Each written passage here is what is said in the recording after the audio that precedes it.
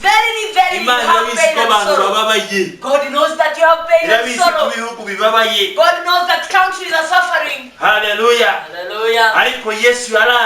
But Jesus came and he went on the cross.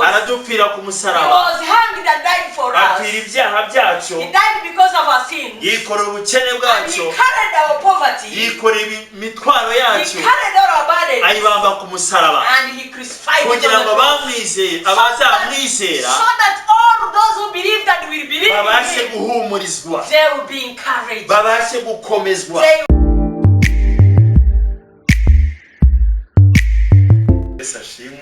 Praise God. Thank God for this day, for this wonderful time He gave us, so that we can share with you the Word of God. And the Word of God, it's bread that keeps life. The Word of God, it gives strength to people. It brings answers where they are not. The Word of God brings answers. The Word of God heals. It delivers. And it does mighty wonders. More than what we can imagine. More than what we can hear. More than what we can speak. Because our God, He is a wonderful God. He is a God who is able. He is a powerful God. He is a God who created heaven and earth. He is a powerful God. So, brother, sister, friend of God, I greet you in the name of Jesus. His names are Pastor Justin Rudasingwa. And I'm with my good interpreter. Not other than Apostle Margaret. God bless you, Apostle Margaret. May God see you and be happy for you. And may He continue to please you. We have the work of God. CPF Church. Is the church that prepares the bride of Christ.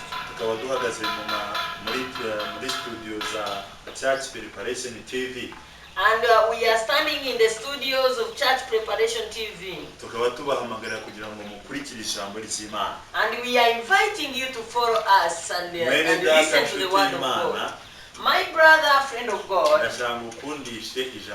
I want you to love and like the Word of God. Because the Word of God, after hearing it and believing it, God does mighty wonders in your life. God changes your history.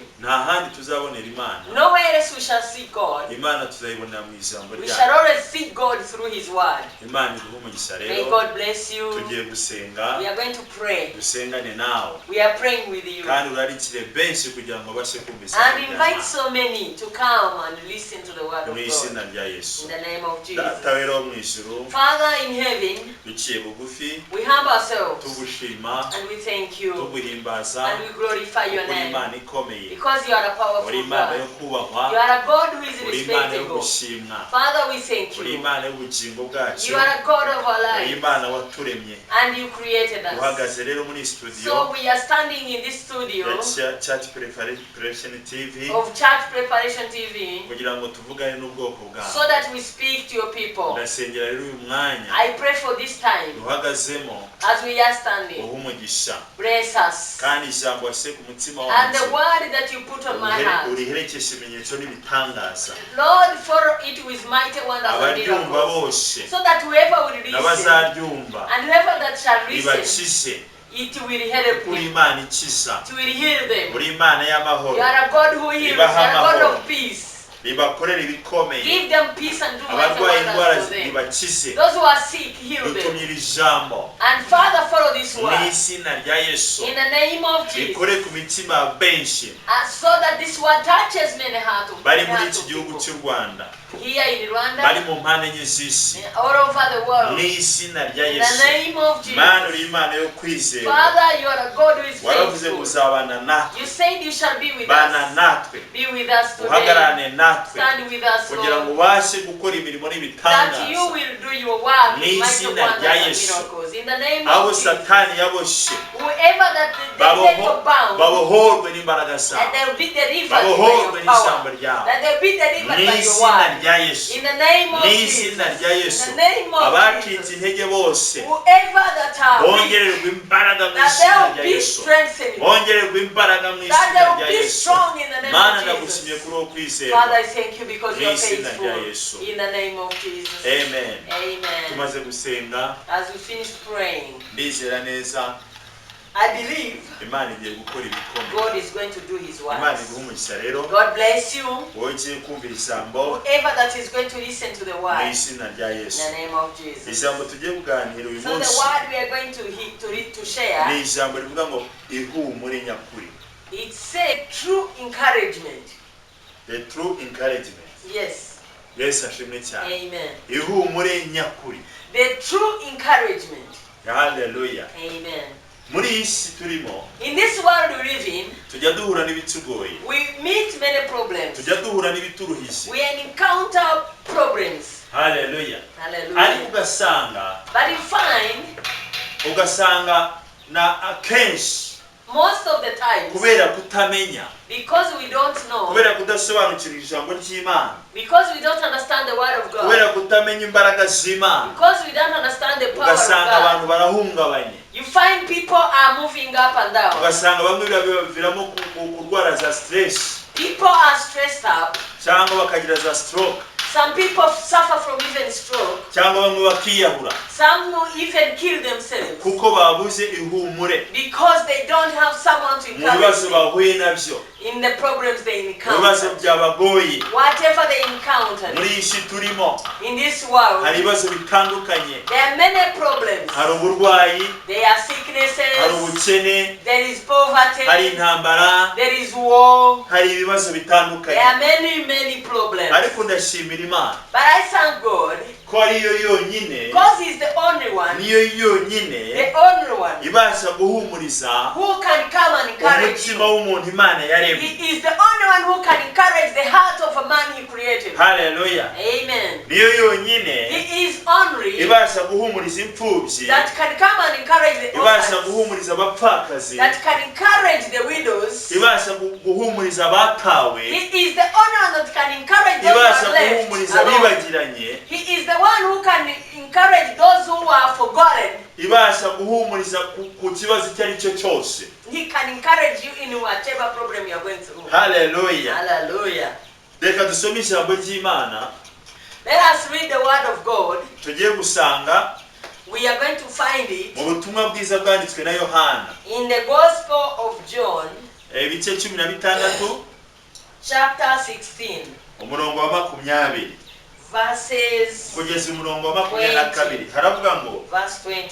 ngo ni ukuri ndababwira yuko mwebweho muzarira mukaboroga, ngo ariko ab'isi bazanezerwa. Mwebweho muzababara, ariko umubabaro wanyu uzahinduka umunezero. Umugore yaramukwa arababara kuko igihe cye gisohoye, ngo ariko iyo umwana amaze kuvuka ntaba akibuka kuribwa, kuko anezezwe n'uko umuntu avutse mu isi. Niko namwe mubabara none, ngo ariko nzongera kubana namwe, kandi imitima yanyu izanezerwa, n'umunezero wanyu nta muntu uzawubaka. We are reading in the Gospel of John, chapter 6:20. Amen. Okay, verses 20, it reads,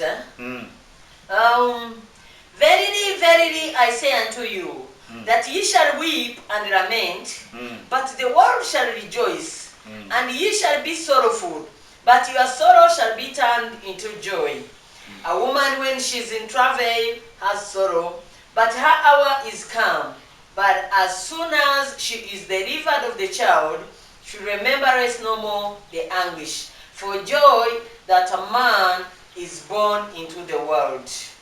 Hallelujah. Hallelujah. Aya magambo. These are words. Umwami Yesu. Jesus Christ. Umukiza wacu. Our loving God and Savior. Yabwiraga abigishwa be. He told his disciples. Kuko yabonaga muri iyi si. Because he saw in this world. Hari Satani. There is Satan. Kandi Satani. And this Satan. Icyabereho. Why he is there?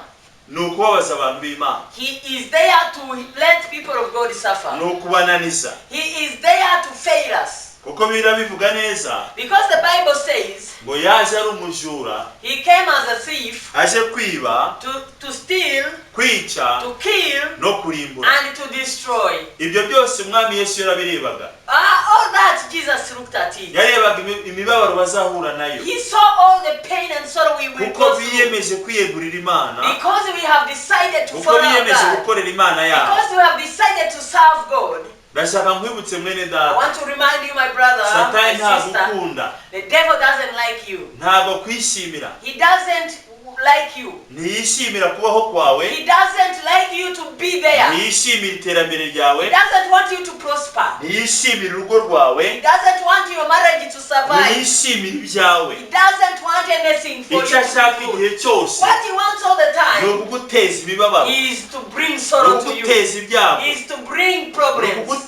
Agahinda. To bring, pain in you. Hallelujah. Hallelujah. Ariko nkuzaniye ihumure mwene But data. I bring encouragement today. Yes, ashimwe cyane. Amen. Nkuzaniye ihumure. I bring encouragement to you. Ijambo ry'ihumure. The word of encouragement ibasha for you. kuguhumuriza. That can encourage you. Mu byo uri ucamo. That can comfort you in whatever you're going through. Umwami Yesu. Because our Lord Jesus. Ibi bihera birebaga. He knew these times. Mu yandi magambo. In other words. Iki ni igihe cyo kuramukwa. This is the time of travail of the woman in labor. These are the first pains, labor pains of the woman. Kuramukwa ni iki? What is the travail? Bibiliya yatubwiye ku mugore. Bible told us about a woman. Utwite. Who is pregnant. Wegereje kubyara. And is about to give birth. Ugeze igihe cyo kubyara. He is ready to give birth. She's ready to give birth. Igihe cyo kigeze. So when her time comes. Cyo kubyara. To give birth. Ajya agira imibabaro. She has sorrow. Arababara. She has labor pains. Akabihirwa. She has, she doesn't feel good. She's bitter. Akababara ariko. She's painful. Ariko iyo amaze kubyara. But after giving birth. Wa mubabaro.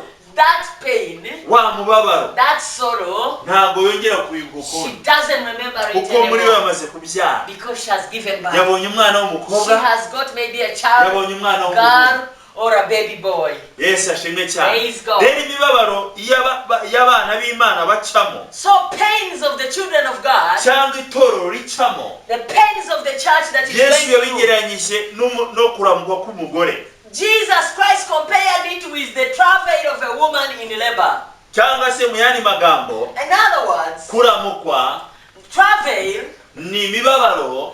They are the first labor pains ibanziriza gukora kw'Imana. that come before God does his work. Cyangwa ni imibabaro. Those are the pains ibanziriza that come before kugaruka kwa Yesu. The coming of Jesus Christ. Kugaruka kwa Yesu.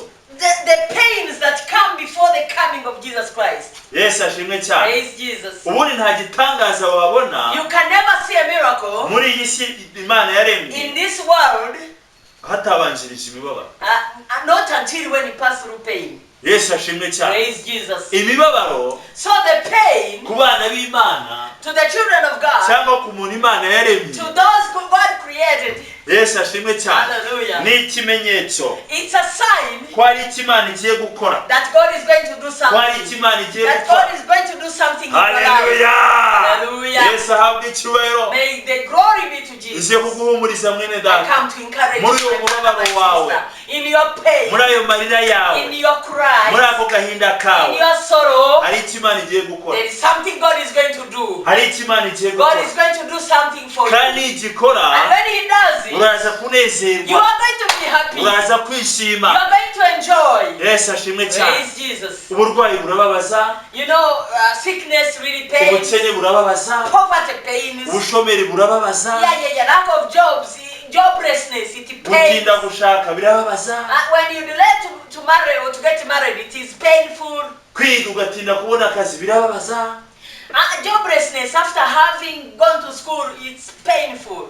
Yes, ashimwe cyane. Praise God. Hallelujah. Hallelujah. Imibabaro irababaza. So those pains are there. Ibigeragezo birababaza.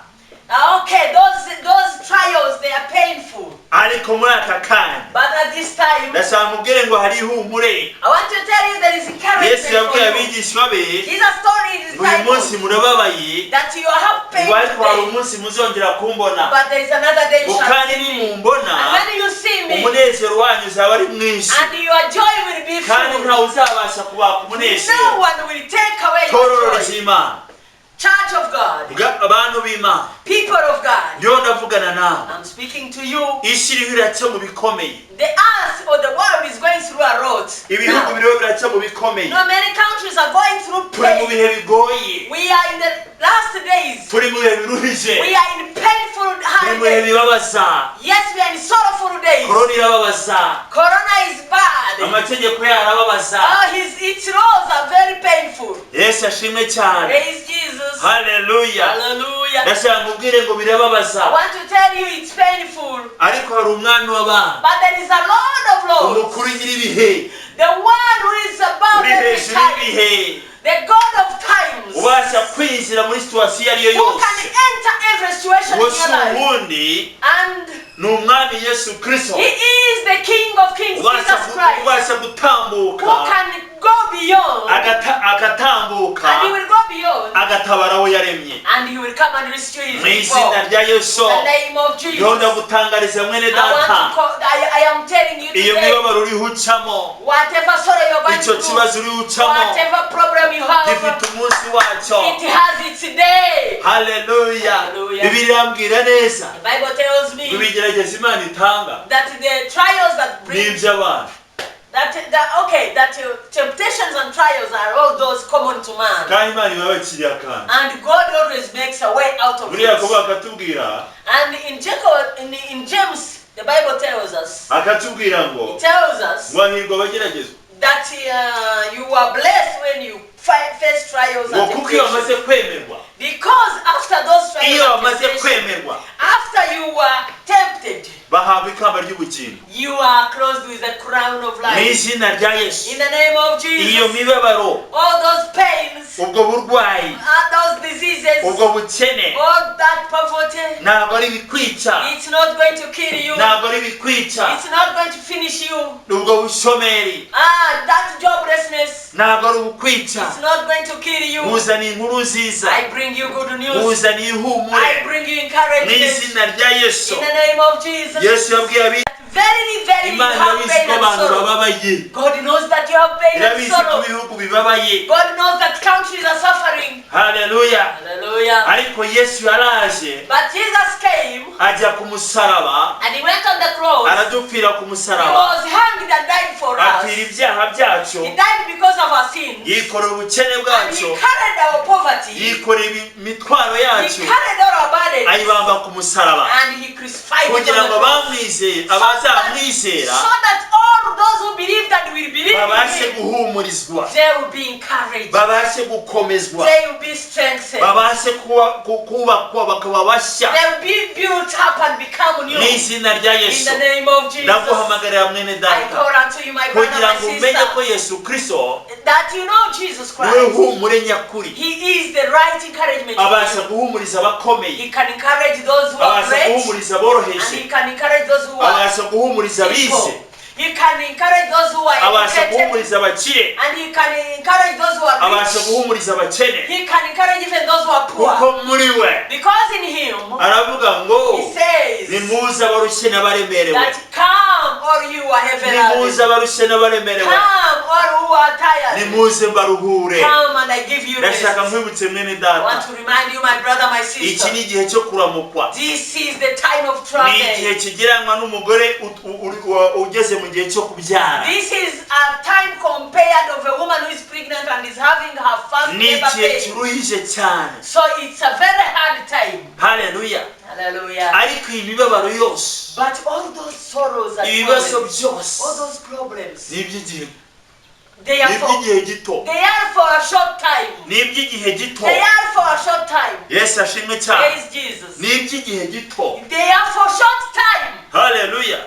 Kuko Yesu yaravuze neza ngo because Jesus said uyu munsi murababaye that you are having sorrow today, ariko mu kanya gatoya but in a short while muraza kunezerwa, you will be full of joy, kandi umunezero and your joy nta uzawubaka, no one will take it away. Hallelujah. Hallelujah. Umunezero wawe your joy, pastor, nta uzawukwaka, no one will take it away. Bwoko bw'Imana, children of God, bagaragu b'Imana, people of God, abagaragu b'Imana, servants of God, umunezero umwami Yesu, the joy that Jesus is giving, yateguriye abamukunda, the joy that Jesus has prepared for those who love him, for those who serve him, yateguriye abana be, the joy he prepared for his children, nta uzabasha kuwubaka, no one will take it away. Satani azabishobora, the devil will never take it away. Satani azabibasha, the devil will never take it away. Yes, ashimwe cyane. Yeah, praise Jesus. Hallelujah. Hallelujah. Satani, the devil, Imana yamuhaye gukora, God allowed him to do what? Yaramwemereye. He allowed him to do something. Ibi byose muri mureba, whatever you are seeing, bigoye isi, that is troubling the world, bigoye ibihugu, that are troubling nations, bigoye abantu b'Imana yaremye, that is troubling people of God, Imana yaramwemereye. God has allowed him to do it. Ariko nubwo yamwemereye, but even if he allowed him to do it, ntabwo yamwemereye kugira ngo he has not allowed him to kill God's people, to put them in those pain, for them to stay in that pain forever. Let me tell you, pain in problems, they are preparing you, they are building you up. Yes, praise Jesus. They are building you up, so that within that situation of problems, after passing through them, you'll be a special person. You'll be a special person. Yes, praise Jesus. Let us talk about soldiers. Sometimes they take them on a course. And when they go on a course, training, when they go into training, in that training course, they go through training, of course.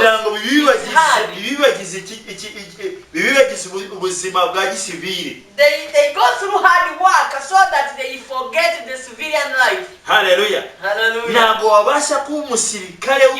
You can never be a good soldier unless you are first trained, unless you pass through that training. Hallelujah. Hallelujah. Your training so that training they are given, it prepares them to become soldiers, true soldiers, that they will be good commanders. Commanders, I don't know. That nothing else will ever make them afraid. Yes, hallelujah. So even church members, Christians, people of God, trials and temptations, they are compared with that training. Hallelujah. Hallelujah. God allows it because they come, and when they come to you through those trials, they prepare you, and you become a very good soldier of Christ. You become a very good workmanship of God. Yes, praise Jesus. So Jesus was talking to his disciples that verily I say unto you, I tell you, for you shall cry, you shall have sorrow, but those in the world, they be happy. You tell them they shall have sorrow, they shall cry. When you are in training, you cry. You are like the other woman in the first labor pains. when she's about to give birth. Because her time comes, she cries, she has pain. But in a shortest time, in a very short time, she will give birth to a baby. And she will have joy. And you are going to give birth. You are about to receive your miracles. You are about to receive your salvation. You are about to receive your power, the power of God. This is the time to understand very well that Jesus Christ has overcome on the cross. So that those who believe in Him, those who trust in Him, they shall never step with the devil. They shall never go to hell. They shall never step sick. They shall never have hard time. This is the time to be close to the power, to be encouraged and be faithful, and have faith and have truth. Praise Jesus. This is the time to understand. People of God, I want to encourage you while I encourage myself. In the world we have sorrow. In the world we have problems. But Jesus has overcome. Jesus has overcome. So He is our true encouragement. He is the one who can encourage those He created. Praise Jesus. I remember Daniel. I remember Daniel. When King Nebuchadnezzar came, he said, you have refused to bow down to my image.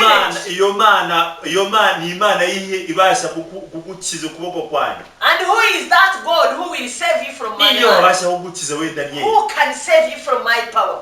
And Daniel answered Nebuchadnezzar, even if God can't save me, I will not bow to your images. Praise Jesus. Hallelujah. I love Daniel very much. He stood in his faith. You know, faith, it shows you the God you serve. It shows you the true God.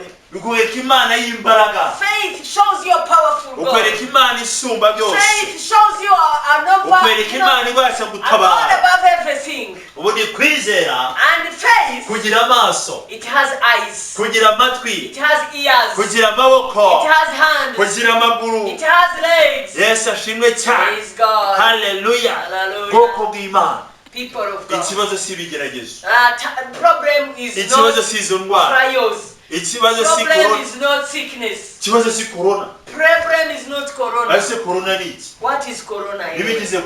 What is comprised of corona? And what follows corona? And what is behind corona?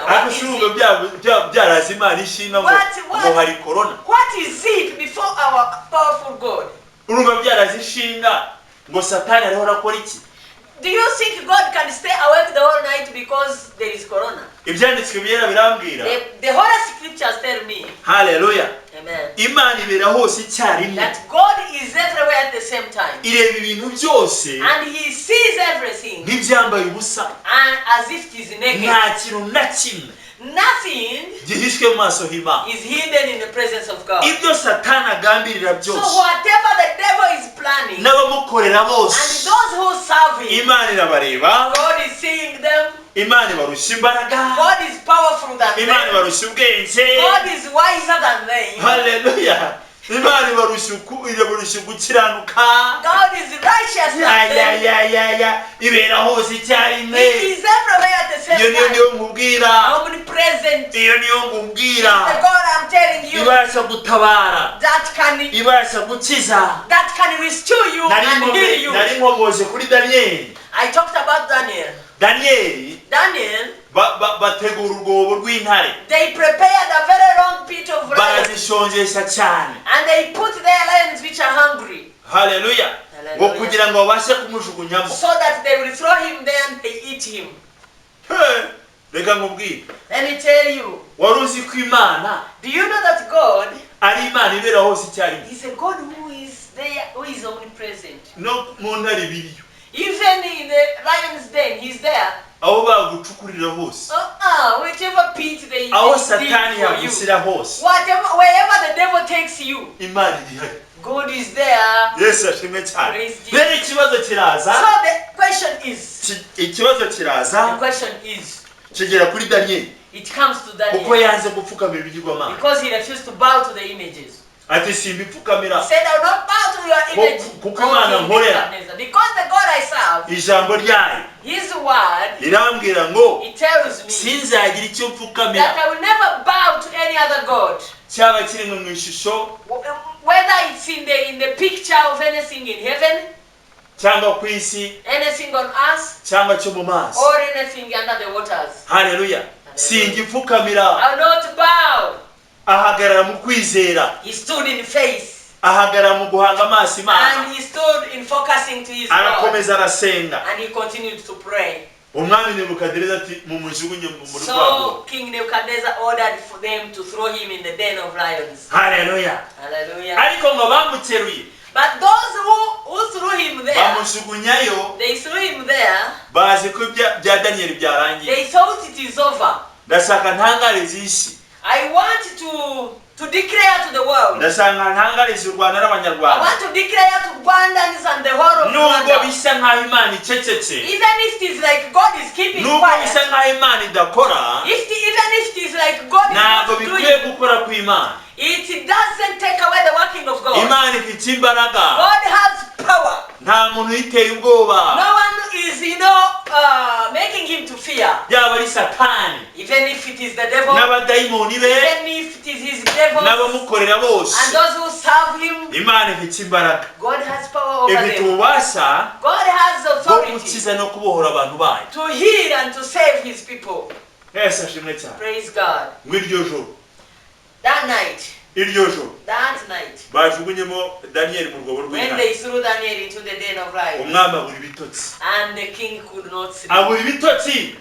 The king cannot sleep. Yabuze ibitotsi. He fell to sleep. Reka mbabwire mwebwe. Let me tell you. Abakurikirana ubwoko bw'Imana. You who take care of the people of God. Abananije umurimo w'Imana. You who are failing the work of God. Hari umunsi muzabura ibitotsi. There is one day you shall never sleep. Hari umunsi mutazongera gusinzira. You shall fail to sleep. Hallelujah. One day. Umwami abura ibitotsi. And the king could not sleep. Kuko mu isi. Because in the world. Hari umukiranutsi. There is a righteous man.